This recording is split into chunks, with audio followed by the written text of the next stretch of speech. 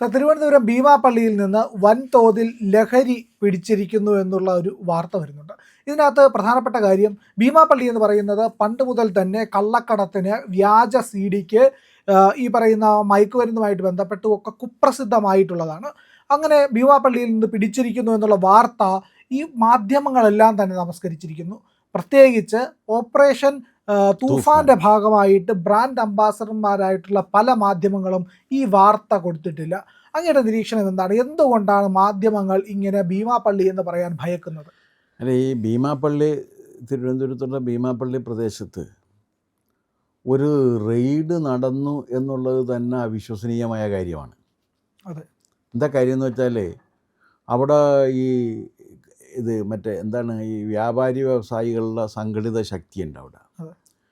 അവിടെ ഈ സെയിൽ ടാക്സുകാരോ അതുപോലെയുള്ള ഏതെങ്കിലും ഒരു ഗവൺമെൻറ്റിൻ്റെ കക്ഷികളോ അവിടെ ഏതെങ്കിലും തരത്തിലുള്ളൊരു അന്വേഷണത്തിന് ചെല്ലുകയാണെങ്കിൽ അവരെ സംഘം ചേർന്ന് അവിടെ നിന്ന് പ്രതിരോധിച്ച് ഇവരെ പറഞ്ഞു വിടുക എന്നതാണ് ഭീമാപള്ളിയിൽ സ്ഥിരം നടന്നുകൊണ്ടിരിക്കുന്ന ഒരു നാടകവേദി. അതിനാവശ്യമായ രീതിയിൽ സുശക്തരായ ഒരു വിഭാഗം അവിടെയുണ്ട്. അവർ വളരെ സുശക്തരായിട്ടും സുസംഘടിതരുമാണ്. അങ്ങനെ സുസംഘടിതരും സുശക്തരുമായി നിൽക്കുന്ന ആ വിഭാഗം ഉള്ള സന്ദർഭത്തിലാണ് ഇത് പോയിട്ട് ഇവർ റെയ്ഡ് നടത്തി 35 ലക്ഷം രൂപ വില വരുന്ന മയക്കുമരുന്ന് പിടിക്കും. അതെങ്ങനെയാണെന്ന് വെച്ച് കഴിഞ്ഞാൽ, ഒരു കടയുടെ ഷട്ടർ തുടങ്ങി ഇതിൻ്റെ അടിക്ക് ഒരു പലകയല്ല, ഒരു സ്ലാബ് മാറ്റിക്കഴിഞ്ഞാൽ നേരെ ഇറങ്ങുന്ന ഒരു ഗുഹയിലേക്കാണ്. ആ ഗുഹയിലാണ് ഇത് മുഴുവൻ ശേഖരിച്ച് വച്ചിരുന്നത്. അവിടെ നിന്നാണ് ഇത് നഗരത്തിലേക്കും പല പ്രദേശത്തിലേക്കുമുള്ള വിദ്യാലയങ്ങളിലേക്ക് ഇത് എത്തിക്കുന്നത്. ഇതും ഒരു വിദ്യാലയത്തിന് സമീപത്തായിരുന്നു ഈ കട ഉള്ളത്. ആ കടകളെല്ലാം തന്നെ ഒരു പ്രത്യേക വിഭാഗത്തിൻ്റേതാണ്. അവർ സുസംഘടിതരായി നിന്നുകൊണ്ട് എല്ലാ തരം സർക്കാർ ഇടപാടുകളെയും ചെറുത്തു തോൽപ്പിക്കാൻ കെൽപ്പുള്ളവരാണ് അവർ. പോലീസിനൊക്കെ അവിടെ കയറാൻ ഭയമായിരുന്നു. അല്ല, പോലീസൊന്നും അവിടെ കയറാറില്ല.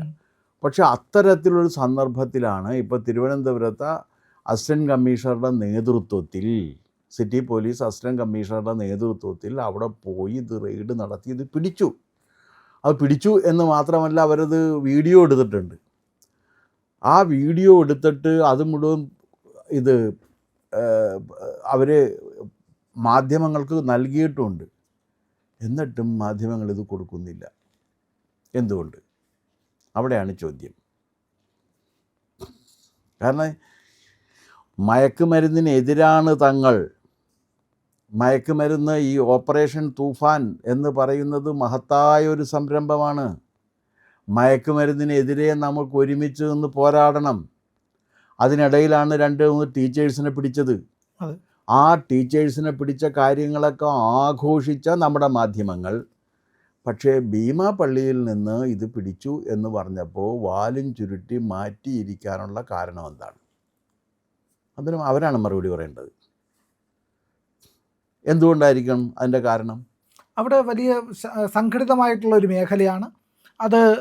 അവിടേക്ക് ആർക്കും കടന്നു ചെല്ലാൻ പെട്ടെന്ന് അല്ല, സംഘടിതരായിട്ടുള്ള മേഖല എന്ന് പറഞ്ഞാൽ I think that it is A religious place ആണ്. അവിടെ ഈ റിലീജിയസ് കമ്മ്യൂണിറ്റി, മുസ്ലിം കമ്മ്യൂണിറ്റിയാണ്. അത് അവർ വലിയ പ്രബലമാണ്, സംഘടിതരാണ്, ആക്രമണോത്സുകരാണ്. അവിടെ ചെന്ന് കയറി കഴിഞ്ഞാൽ ഭയമാണ് ആൾക്കാർക്ക്. അടികൊള്ളും, ആക്രമിക്കപ്പെടും, കൊല്ലപ്പെടും, ഇങ്ങനെയൊക്കെയുള്ള ഭയമാണ്. അത് പോലീസുകാർക്കുണ്ട്, എക്സൈസുകാർക്കും ഉണ്ട്. അതുകൊണ്ട് തന്നെ നിയമത്തിനൊക്കെ എല്ലാ കാലത്തും അതിൻ്റെ അകത്ത് കയറാൻ പ്രത്യേക അനുവാദം വാങ്ങിക്കണം. മതപുരോഹിതൻ്റെ അനുവാദം വേണം, ഇല്ലെങ്കിൽ അവിടുത്തെ വ്യാപാരികളുടെ നേതാവിൻ്റെ അനുവാദം വേണം. ഇല്ല, നേതാവ് എന്നൊക്കെ പറയുന്നതെന്ന് പറഞ്ഞു കഴിഞ്ഞാൽ ശരിക്കും വ്യാപാരിയുടെ നേതാവ് തന്നെയാണോ എന്നൊക്കെ സംശയിക്കേണ്ടിയിരിക്കുന്നു. അത്തരത്തിലൊക്കെയുള്ള അതിഗൂഢമായിട്ടുള്ള ചില സംഘങ്ങൾ അവിടെ പ്രവർത്തിക്കുന്നു. പ്രത്യേകിച്ച് സാർ, ഒരു കാര്യവും കൂടി ഇതിൻ്റെ അകത്ത് ഏറ്റവും ജാഗ്രതയോടുകൂടി കാണേണ്ടത്, നമ്മുടെ തീരദേശം എന്ന് പറഞ്ഞു കഴിഞ്ഞാൽ രാജ്യത്തിൻ്റെ അതിർത്തി പ്രദേശം കൂടിയാണ്. അതുകൂടി ഇതിനകത്ത് കണക്കിലെടുത്ത് വേണം ഈ വാർത്തയെ നമ്മൾ അവലോകനം ചെയ്യാനുള്ളതാണ്. അല്ല, അത് തന്നെയാണ്. കാരണം അത് ആ പോലീസ് ഓഫീസറുടെ വീഡിയോ ഞാൻ കണ്ടു കഴിഞ്ഞപ്പോൾ എനിക്ക് അദ്ദേഹം പറയുന്നത് എന്താണെന്ന് വെച്ച് കഴിഞ്ഞാൽ, ഇത് തീരദേശമായതുകൊണ്ട് കടൽ വഴിയും ഇത്തരത്തിലുള്ള മയക്കുമരുന്ന് അടക്കമുള്ള കാര്യങ്ങൾ ഇവിടെ എത്തിച്ചേരാൻ എളുപ്പമാണ്. കാരണം റോഡ് വഴി വന്നാലല്ലേ ചെക്ക് ചെയ്ത് പിടിക്കാൻ പറ്റുള്ളൂ. കടൽ വഴി വരുമ്പോൾ എങ്ങനെ ചെക്ക് ചെയ്യും? കടൽ വഴി അത് മത്സ്യത്തൊഴിലാളികളായിട്ട് മീൻ പിടിക്കാൻ പോകുന്നവരാ. നമുക്ക് എപ്പോഴും സംസ്കൃതത്തോടാണ് നമുക്ക് താല്പര്യം. അതുകൊണ്ട് നമ്മൾ മീൻപിടുത്തക്കാരെന്ന് പറയില്ല, മത്സ്യത്തൊഴിലാളി എന്ന് പറയും, അല്ലെങ്കിൽ മത്സ്യബന്ധനത്തിന് പോകുന്നവരെന്നേ പറയുള്ളൂ. മീൻ പിടിക്കാൻ പോകുന്നതെന്ന് പറഞ്ഞാൽ പോരെ, എന്നാൽ ആളുകൾക്ക് മനസ്സിലാകും. അപ്പോൾ ഈ മീൻപിടുത്തക്കാർ അവരുടെ വള്ളത്തിലും അവരുടെ വഞ്ചിയിലും ഈ കാര്യങ്ങൾ കൊണ്ടുവന്നു കഴിഞ്ഞാൽ, അവർ കൊണ്ടുവരുമെന്ന അർത്ഥത്തിലല്ല ഞാനീ പറയുന്നത്, അല്ലെങ്കിൽ ഈ മീൻപിടുത്തക്കാരുടെ വള്ളവും വഞ്ചിയും ഈ മയക്കുമരുന്ന് ലോബി ഉപയോഗിച്ച് കഴിഞ്ഞാൽ നമുക്കതിനെ പെട്ടെന്ന് ചെക്ക് ചെയ്ത് പിടിക്കാൻ പറ്റില്ല. അപ്പോൾ ഈ പ്രദേശത്ത് വർഷങ്ങളായിട്ട് നടന്നുകൊണ്ടിരിക്കുകയാണ്. അല്ലെങ്കിൽ ഒരു ഗോഡൗൺ ഭൂമിക്കടിയിൽ ഒരു ഗുഹ പണിതിട്ട് ആ ഗുഹയിൽ ഇത് സൂക്ഷിക്കില്ലല്ലോ. എന്ന് മാത്രമല്ല, ഏതോ ഒരു സംഘം ഇതെല്ലാം കൃത്യമായിട്ട് ഇവിടെ എത്തിക്കുന്നുണ്ടല്ലോ. അവിടെ നിന്ന് നിരോധിക്കപ്പെട്ടിരിക്കുന്ന സിഗരറ്റ്, നിരോധിക്കപ്പെട്ടിരിക്കുന്ന പുകയില, പിന്നെ അത് നിരോധിക്കപ്പെട്ടിരിക്കുന്ന തമ്പാക്ക്, പാൻ മസാല, പിന്നെ MDMA, ഇത്തരം കാര്യങ്ങൾ അവിടെ നിന്ന് പിടിച്ചേക്കണത്, ഇത്തരം കാര്യങ്ങൾ അവിടെ നിന്ന് പിടിച്ചിട്ടുണ്ട്. അപ്പോൾ ഇതൊരു കാര്യം ഉറപ്പാണ്, ഇതിൻ്റെ പിന്നിൽ ആ പ്രദേശത്ത് സുസംഘടിതരായ ഒരു വിഭാഗം ഇതിൻ്റെ പിന്നിൽ പ്രവർത്തിക്കുന്നുണ്ട്. അല്ലെങ്കിൽ ഇങ്ങനെ ഒരു അറ പണിതിട്ട് അറയിൽ ഇത് സൂക്ഷിക്കാൻ പറ്റില്ലല്ലോ. അത്ര ഇതൊന്നും അറിയാതിരിക്കത്തക്ക വിധത്തിലുള്ള നിഷ്കളങ്കരാണ് അവിടുത്തെ ജനങ്ങളെന്ന് പറയാൻ പറ്റുമോ? ഇല്ല. ഇതിപ്പോൾ ഏതോ ഒരു പോയിന്റിൽ ഇവരിലിത് ഉണ്ടാക്കിയത് പൊട്ടിപ്പോയിട്ടുണ്ട്. ഞാൻ മനസ്സിലാക്കിയെടുത്തോളം അവിടുത്തെ ഈ മത മേലധ്യക്ഷന്മാർ എന്ന് പറഞ്ഞാൽ മൊല്ലാക്കമാർ, ആ മൊല്ലാക്കമാരുടെ എല്ലാം അനുവാദം വാങ്ങിയിട്ടായിരിക്കണം ഇവരിത് ചെയ്തിട്ടുണ്ടാവുക. അങ്ങനെ വരുമ്പോൾ വേറൊരു കാര്യമുണ്ട്, ഞങ്ങൾ ഇത്ര അങ്ങോട്ട് തരും, അതുകൊണ്ട് തൃപ്തിപ്പെട്ടു പോകണമെന്നും പറഞ്ഞിട്ടുണ്ടാകും. അവിടെയുള്ള മുഴുവൻ സാധനങ്ങളും പിടിച്ചെടുത്തിട്ടുണ്ടോ എന്ന് സംശയമാണ്. എനിക്ക് സംശയമുണ്ട്. കാരണം ഇവിടെ പോലീസ് അവിടെ ചെല്ലുക, പോലീസ് അങ്ങനെ വലിയ പോലീസൊന്നും ഉണ്ടായിരുന്നില്ല. സാധാരണഗതിയിൽ ഈ ഭീമാപ്പള്ളി വലിയതുറ ഭാഗത്തേക്ക് പോകുമ്പോൾ കാണുന്ന പോലീസ് ഉണ്ടല്ലോ, ആ പോലീസൊന്നും ഉണ്ടായിരുന്നില്ല ഈ ചിത്രത്തിൽ, വിഷ്വലിൽ അവർ കാണുന്നില്ല. അപ്പോൾ അത് നേരത്തെ ഇത് ഇവിടെ നിന്ന് ഇത് പിടിക്കണം എന്നുള്ളൊരു ഉദ്ദേശത്തോടു കൂടി അനുവദിക്കപ്പെട്ട സ്ഥലത്ത് പോയി പിടിച്ചതാണ്. വിത്ത് പെർമിഷനാണ് ഈ റെയ്ഡ്. ആ വിത്ത് പെർമിഷൻ റെയ്ഡ് നടത്തിയിട്ട് ഈ സാധനം പിടിച്ചെടുത്തേക്കാണ്. അപ്പോൾ ഈ മൊത്തം ഓപ്പറേഷൻ തൂഫാൻ്റെ ക്രെഡിബിലിറ്റി ചോദ്യം ചെയ്യപ്പെടുകയാണ് ഇവിടെ.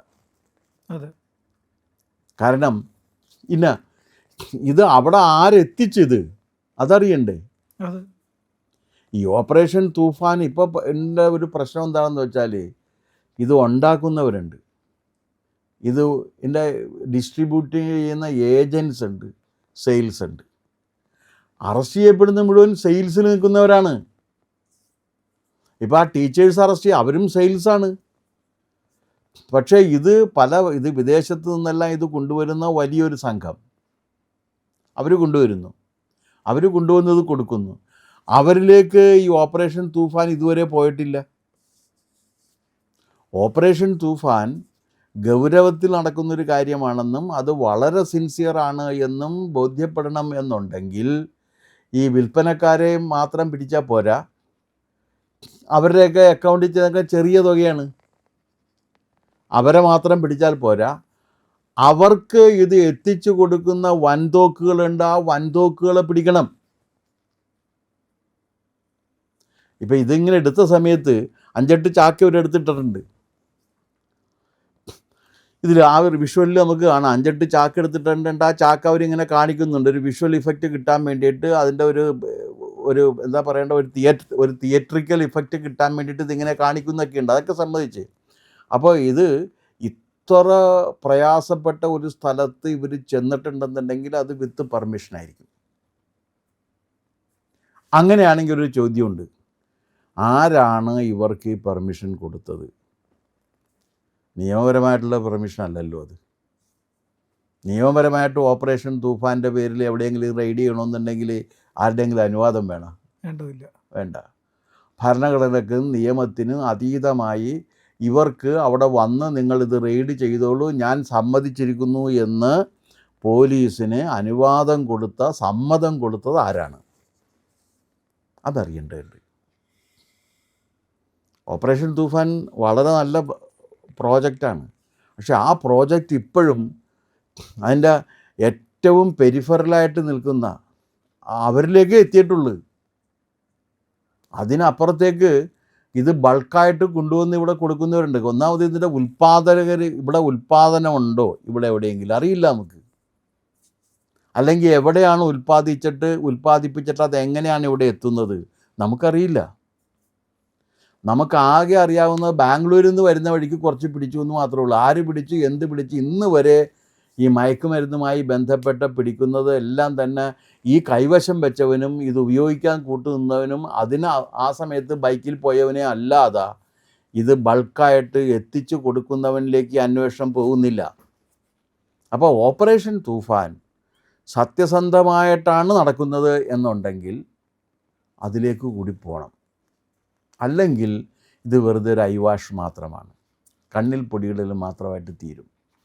കാരണം എനിക്ക് ഇവിടെ വന്നപ്പോൾ ഈ പ്രിയൻ ഇതിനെക്കുറിച്ച് ഈ ഭീമാപ്പള്ളിയെക്കുറിച്ച് പറഞ്ഞു കേട്ടപ്പോഴും നമുക്ക് വായിച്ചുള്ള അറിവും അല്ലാതെ തന്നെ അവിടെ നിന്ന് നമുക്ക് കിട്ടിയിട്ടുള്ള ഇതൊക്കെ വെച്ചിട്ട് അവിടെ സാധാരണഗതിയിൽ പോലീസ് ഉദ്യോഗസ്ഥന്മാർക്ക് ചെല്ലാൻ പറ്റില്ല, എക്സൈസുകാർക്ക് ചെല്ലാൻ പറ്റില്ല, സെയിൽ ടാക്സുകാർക്ക് ചെല്ലാൻ പറ്റില്ല, വേറെ ഒരാൾക്കും ചെല്ലാൻ പറ്റില്ല. അങ്ങനെയുള്ളൊരു സ്ഥലത്ത് പോയിട്ട് കൃത്യമായൊരു റെയ്ഡ് നടത്തണം എന്നുണ്ടെങ്കിൽ അതും വിത്ത് മിനിമം പോലീസ്, ആ പോലീസ് എന്നപ്പോൾ അവർ ഒരു പ്രശ്നവും ഉണ്ടാക്കിയില്ല ഉണ്ടെങ്കിൽ ആരുടെ എല്ലാം അനുവാദം വാങ്ങിയിട്ടാണിത് ചെയ്തത് എന്നുള്ള കാര്യവും കൂടി നമുക്കറിയേണ്ടതുണ്ട്. ആ അനുവാദത്തിലേക്ക് പോകുമ്പോൾ ഇത് ബൾക്കായിട്ട് കൊണ്ടുവരുന്നവനെ നമുക്ക് കണ്ടെത്താൻ കഴിയും. അതുകൊണ്ട് ഓപ്പറേഷൻ തൂഫാൻ എന്ന് പറയുന്ന ഈ ഒരു യജ്ഞം സഫലമാകണം എന്നുണ്ടെങ്കിൽ അവരെ കൂടി അറസ്റ്റ് ചെയ്യുക എന്നതിലേക്ക് എത്തണം. ഭീമാപ്പള്ളി ഒരുപാട് കാര്യങ്ങളിൽ നമുക്ക് സംശയമാണ് വന്നിരിക്കുന്നത്. ഇത് കടലോര മേഖലയാണ്. ആ കടലോര മേഖലയിൽ കടൽ വഴിയാണോ ഇതെത്തുന്നത് അന്വേഷിക്കേണ്ടതുണ്ട്. വിദേശബന്ധം വരുന്നുണ്ട്. പിന്നെ ഇതിവിടെ വന്നു കഴിഞ്ഞാൽ ഇതിവിടെ സൂക്ഷിക്കപ്പെടുന്നു. എത്ര കാലമായി ഇത് സൂക്ഷിക്കാൻ തുടങ്ങിയിട്ട്? ഒരു കെട്ടിടത്തിൻ്റെ അടിയിൽ അറ പണിതിട്ട് ആ അറയിൽ സൂക്ഷിക്കുകയാണ്. ഒരാളെ കണ്ട് ഊർന്ന് ഇറങ്ങുന്നതൊക്കെ കാണിക്കുന്നുണ്ട് ഇതിനകത്ത്. ഇത്രയൊക്കെ നടന്നിട്ടും അത് പത്രങ്ങൾ, നമ്മുടെ മാധ്യമങ്ങൾ അതിന് പ്രാമുഖ്യം കൊടുക്കുന്നില്ല എന്നും കൂടി കാണുമ്പോൾ എന്താണ് ഇവരെല്ലാം, ഞങ്ങളെല്ലാം ഇതിൻ്റെ കൂടെ ഉണ്ടെന്നല്ലേ പറഞ്ഞത്? ഏതോ ഒരു ചാനലിൻ്റെ മുതലാളി തന്നെ ഇതിൻ്റെ ബ്രാൻഡ് അംബാസഡർ ക്യാപ്റ്റനാ, അങ്ങനെ എന്തോ അല്ലേ? ഈ ക്യാപ്റ്റന്മാരൊക്കെ എവിടെ പോയി? അപ്പോൾ ഇത് ഒരുപാട് കാര്യങ്ങളിലേക്കുള്ള സംശയങ്ങളാണ് ജനിപ്പിച്ചിരിക്കുന്ന. ഈ സംശയങ്ങൾ തീർക്കാൻ തീർച്ചയായിട്ടും ഗവൺമെൻറ് ബാധ്യസ്ഥരാണ് എന്നാണ് എനിക്ക് തോന്നുന്നത്. ഏറ്റവും പുതിയ വാർത്തകളും വിശകലനങ്ങളുമായിട്ട് ഇന്ത്യ ലൈവ് നിങ്ങൾക്കൊപ്പമുണ്ട്.